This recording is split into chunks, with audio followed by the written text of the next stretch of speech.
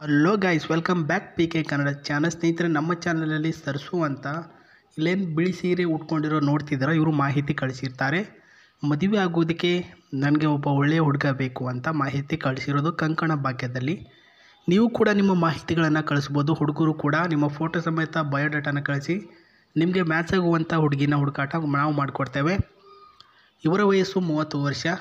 ನಾನು ಕಡಬದಲ್ಲಿ ವಾಸವಾಗಿರೋದು. ಈ ಒಂದು ಕಡಬ ಉತ್ತರ ಕನ್ನಡ ಜಿಲ್ಲೆಯಲ್ಲಿ ಬರುತ್ತೆ. ಆ್ಯಂಡ್ ಇವರ ಜಾತಿ ಬಂದುಬಿಟ್ಟು ಪೇಟೆ ಜನಾಂಗದ ಒಬ್ಬ ಹುಡುಗಿ. ನೋಡೋದಕ್ಕೆ ತೆಳ್ಳಗಿನ ಒಂದು ಮೈಕಟ್ಟು, ಬಿಳಿಯ ಒಂದು ಚರ್ಮ. ಓದು ಮುಗಿಸಿ 4 ವರ್ಷ ಆಯಿತು. ಇನ್ನೂ ಕೂಡ ಕೆಲಸ ಸಿಕ್ಕಿಲ್ಲ. ಈ ಹೆಣ್ಮಕ್ಳು ಮಾಡೋ ತಪ್ಪೇನೆಂದರೆ, ಸುಮ್ಮನೆ ಓದ್ತಾರೆ. 10th PUC 99, 98 ಕಾಂಪಿಟೇಟಿವ್ ಎಕ್ಸಾಮ್ ಇದ್ದಾಗ ಬೇರೆಯವ್ರಿಗೆ ಹೋಗ್ಬಿಟ್ಟು ಓದೋದಾಗದೇ ಇರತಕ್ಕಂಥ ಕಾರಣಗಳಿಂದ ಸಾಕು ಬಿಡ್ತೀನಿ ಅಂತಂದ್ಬಿಟ್ಟು ಪ್ರಸ್ತುತ ಮನೆಯಲ್ಲಿ ಇರೋದು.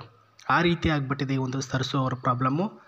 ಸೊ ಕಂಕಣ ಭಾಗ್ಯದಕ್ಕೆ ಒಬ್ಬ ಒಳ್ಳೆಯ ಹುಡುಗ ಇದ್ದರೆ ನಿಮ್ಮ ಚಾನಲ್ನ ಮೂಲಕ ತಿಳಿಸಿ ಅಂತ ಹೇಳಿರೋದು. ಇವರ ಇನ್ನಷ್ಟು ಮಾಹಿತಿ ನೋಡೋಣ. ಫೋಟೋ ನೋಡ್ಕೊಂಬಿಡಿ, ಲಕ್ಷಣವಾಗಿದ್ದಾರೆ. ಉದ್ದನೆಯ ಕೂದಲು, ಒಂದು ಕೈ ಮುಂಗೈತನ ಬರುತ್ತೆ ಸ್ನೇಹಿತರೆ. ಆ್ಯಂಡ್ ಲಕ್ಷಣವಾಗಿರ್ತಕ್ಕಂತಹ ಮುಖ, ನೆಟ್ಟನೆ ಒಂದು ಮೂಗು ಕೂಡ ಇದೆ ಸ್ನೇಹಿತರೆ. ಸೊ ವಿಚಾರದಲ್ಲಿ ಪ್ರಸ್ತುತ ಮೊದಲನೇದಾಗಿ ನಮ್ಮ ಒಂದು ಮನೆಯವರ ಪ್ರಕಾರ, ಸೊ ನಾನು ಯಾವಾಗಲೂ ಕೂಡ ಬಿಳಿ ಬಣ್ಣದ ಸೀರೆಗಳನ್ನೇ ಹಾಕೋತೀನಿ, ಬಟ್ಟೆನೇ ಹಾಕೋತೀನಿ ಅಂತ ಹೇಳಿರೋದು. ಯಾಕಂದರೆ ಇವರ ಒಂದು ಜಾತಕ ಜೊತೆಗೆ ಇವರ ಒಂದು ನಕ್ಷತ್ರದಲ್ಲಿ ವೈಟ್ ಕಲರ್ ಅಂದರೆ ಇವರ ಫೇವ್ರೇಟ್ ಆಗಿರುತ್ತೆ. ಹಾಗಾಗಿನೇ ಹೆಚ್ಚಿಗೆ ಅವರು ಅದೇ ಹಾಕ್ಕೊಳ್ಳೋದು. ನಾನು ಹೆಣ್ಣು ಒಂಟಿಯಾಗಿ ಸುಮಾರು 5 ವರ್ಷಗಳ ಕಾಲ ಅನುಭವಿಸಿದ್ದೇನೆ. ಇವಾಗ ಜಂಟಿ ಆಗುವಂತಹ ಬಯಕೆ ಆಗಿದೆ. ಸೊ ಜಂಟಿ ಆಗಬೇಕು ಅಂದರೆ ಸುಮ್ಮನೆ ಆಗಲ್ಲ. ಒಂದು ಸಲ ಮದುವೆ ಆಗಿಬಿಟ್ರೆ ಮುಗೀತು ಅಂತ ಅಂದ್ಕೊಂಡಿದ್ದಾರೆ ನನ್ನ ಮನೆಯಲ್ಲೆಲ್ಲರೂ ಕೂಡ. ನಾನು ಹೇಳಿದೆ ಅವರಿಗೆ, ಪ್ರಸ್ತುತ ಲೇಟ್ ಆದರೂ ಪರವಾಗಿಲ್ಲ, ನಾನು ಸಾಯೋವರೆಗೂ ಕೂಡ ನನ್ನ ಜೊತೆ ಇರ್ತಕ್ಕಂಥ ಹುಡುಗನ ಹುಡುಕಾಟ ಮಾಡ್ತೀನಿ, ದಯವಿಟ್ಟು ಟೈಮ್ ಕೊಡಿ ಅಂತ ಹೇಳಿರೋದ್ರಿಂದ ಅವರು ಟೈಮ್ ಕೊಟ್ಟಿದ್ದಾರೆ. ಮದುವೆ ಆಗಬೇಕು ಅನ್ನುವಂತಹ ಆಸೆಯಾಗೆ ಉಳಿದಿದೆ ಅಂತ ಹೇಳಿರ್ತಕ್ಕಂಥದ್ದು. ಸೊ ಒಳ್ಳೆಯ ಗುಣಗಳನ್ನು ಹೊಂದಿರತಕ್ಕಂತಹ, ನನ್ನ ಮನಸ್ಸಿನ ರಾಜನ ಸ್ಥಾನವನ್ನು ಅಲಂಕರಿಸುವಂತಹ ಒಬ್ಬ ಹುಡುಗ ಇದ್ದರೆ ತಿಳಿಸಿ ಅಂತ ಹೇಳಿದ್ದಾರೆ ಸ್ನೇಹಿತರೆ. ಸೊ ಅರ್ಥ ಆಯಿತು ಅಂದ್ಕೊಳ್ತೀನಿ. ಹೆಚ್ಚಿಗೆ ಮಾಹಿತಿ ಇಲ್ಲಿ ಹೇಳ್ತೇನೆ ನೋಡಿ. ಅವರ ಒಂದು ಕನಸಾಗಿ ಉಳಿದಿದೆ ಅಂತಂದರೆ ಏನಂದರೆ, ಅವರ ಕನಸು ಏನಿತ್ತು ಅಂದರೆ 2 ಅಂತಸ್ತಿನ ಒಂದು ಮನೆ ಕಟ್ಟಿಸ್ಬೇಕು ಅಂತ ಅವರ ಕನಸಿತ್ತು. ಆ್ಯಂಡ್ ಒಂದು ಸ್ವಿಫ್ಟ್ ಮಾಡೆಲ್ ಕಾರಲ್ಲಿ ಓಡಾಡಬೇಕು ಅಂತ ಕನಸಿತ್ತು. ಓದ್ಬಿಟ್ಟು ಜಾಬ್ ಮಾಡಬೇಕು ಅಂತ ಕನಸಿತ್ತು.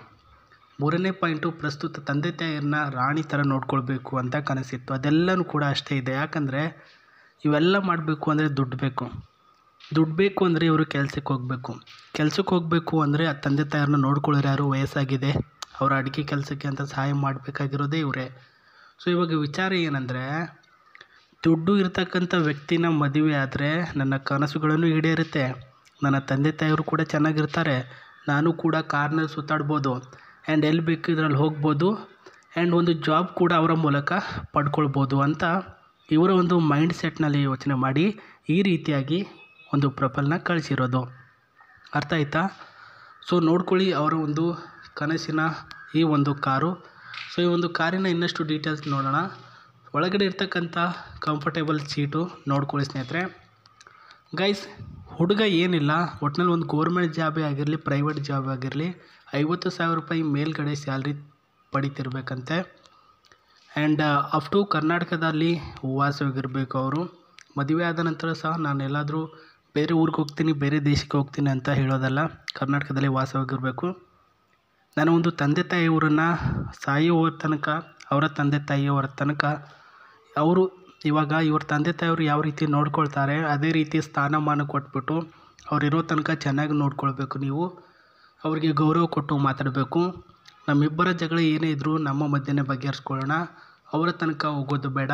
ಅವರು ಮನಸ್ಸಿಗೆ ಹಚ್ಕೊಂಡು ಅದೇ ಕೊರಗಿ ಏನಾದರೂ ಮಾಡ್ಕೊಳ್ತಾರೆ ಅಂತ ಹೇಳಿರೋದು ಸ್ನೇಹಿತರೆ. ಸೊ ಇಷ್ಟೇ ಹುಡುಗನಲ್ಲಿ ಇರಬೇಕಾಗಿರ್ತಕ್ಕಂಥ ಕ್ವಾಲಿಫಿಕೇಷನ್. ನೀವು ಕಪ್ಪಗಿದ್ದಿರೋ, ಬಿಳುಪಿದ್ದಿರೋ, ಕರ್ರಗಿದ್ದಿರೋ ಅಂತ ಏನು ಕೂಡ ಕೇಳಿಲ್ಲ. ನಿಮ್ಮ ಮಾಹಿತಿಗಳನ್ನು ಅವರಿಗೆ ಬೇಗ ಮೇಲ್ ಮಾಡಿ, ಇಲ್ಲಾಂದರೆ ಕಮೆಂಟ್ ಬಾಕ್ಸಲ್ಲಿ ತಿಳಿಸಿ ಅಂತ ಹೇಳ್ತಾ ಮತ್ತೆ ಸಿಗ್ತೀನಿ ನಿಮಗೆ. ನಮಸ್ತೆ, ಬಾಯ್.